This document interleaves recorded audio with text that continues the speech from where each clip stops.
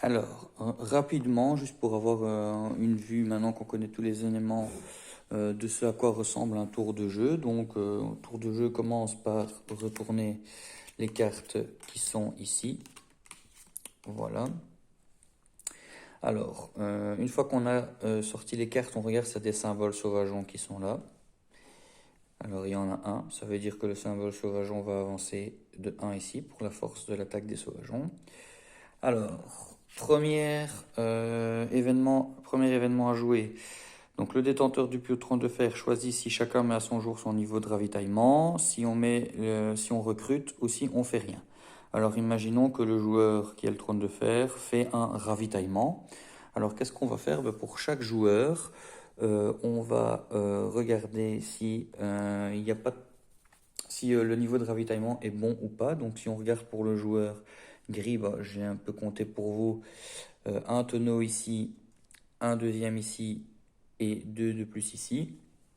Donc il y a 4 tonneaux, ce qui veut dire que le joueur gris passe de 1 à 4 tonneaux. Donc lui, il va voir son nombre d'armées, il va pouvoir agrandir son nombre d'armées puisqu'il a gagné plus de tonneaux. Alors le joueur rouge, je regarde pour vous, est à 2 tonneaux.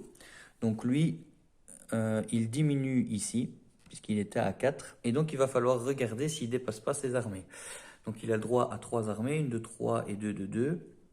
Alors on constate qu'ici il a une armée de 2, une deuxième armée de 2.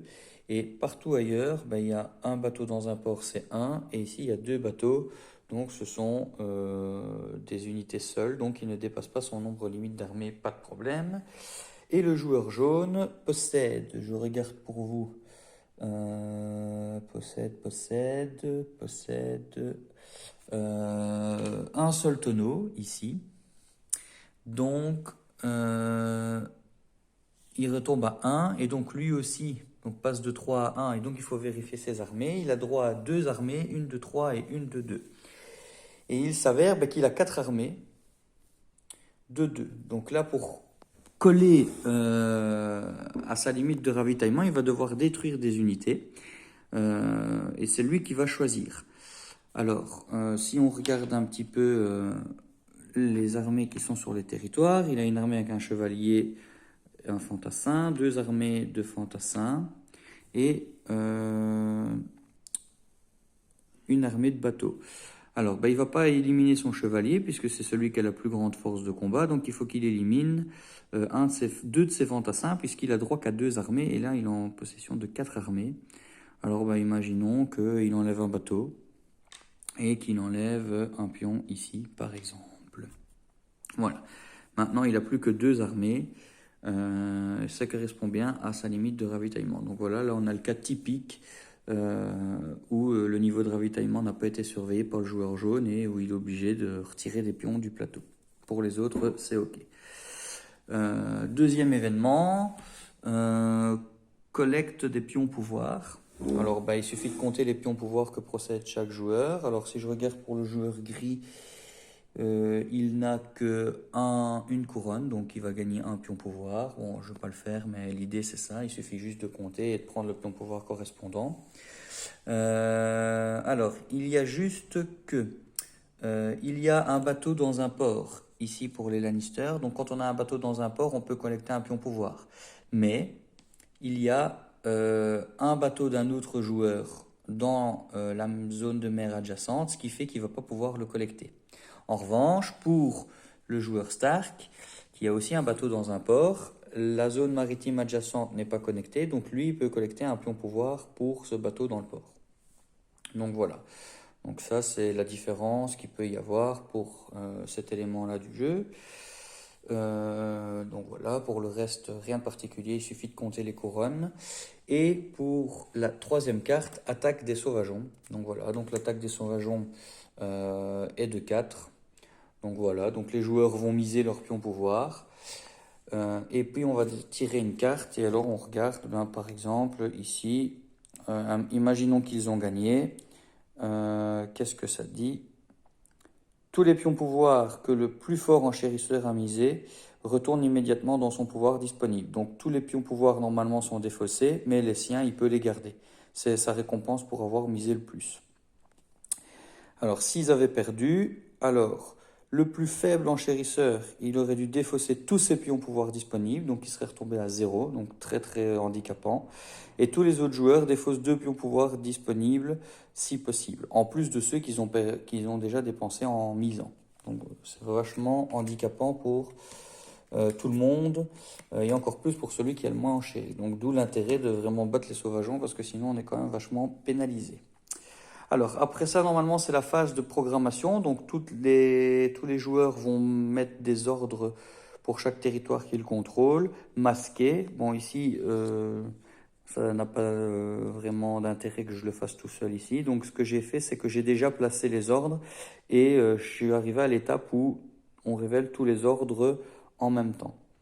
Alors, le joueur qui possède le corbeau messager pourrait dire maintenant qu'il va remplacer un de ses ordres qu'il y a sur le plateau par un qui reste dans sa réserve, ou regarder la première carte qu'il y a ici au-dessus du paquet pour la prochaine attaque des sauvageons.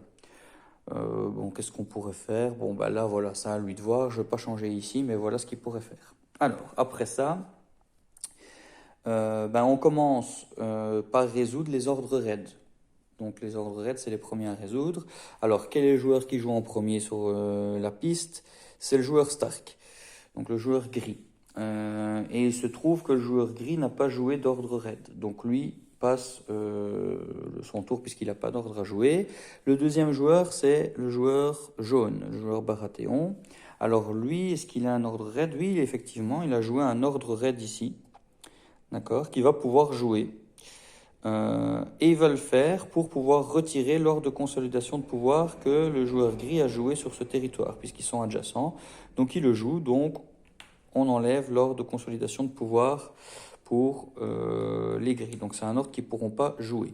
Alors il l'avait mis là, alors soit pour collecter 2 pions pouvoir, un pour le pion, un pour ce qui est imprimé, ou bien ils auraient pu l'utiliser pour un recrutement, mais le joueur jaune va l'en empêcher puisqu'il a utilisé son ordre raid pour lui retirer. Troisième joueur, c'est le joueur Lannister, donc il va aussi pouvoir jouer un ordre raid. Et il s'avère que le joueur Lannister, il en a 2, donc il doit en jouer un des 2. Il va jouer celui-ci par exemple et dire, avec cet ordre raid, puisque je suis adjacent à la zone terrestre ici, je vais retirer le pion soutien qui se trouve ici. Donc il joue ça et il enlève le pion soutien du joueur jaune. Donc il a joué son ordre raid. Alors là, normalement, on repart sur le premier joueur, qui est le joueur gris, qui devrait jouer encore un ordre raid, sauf que il n'en a pas.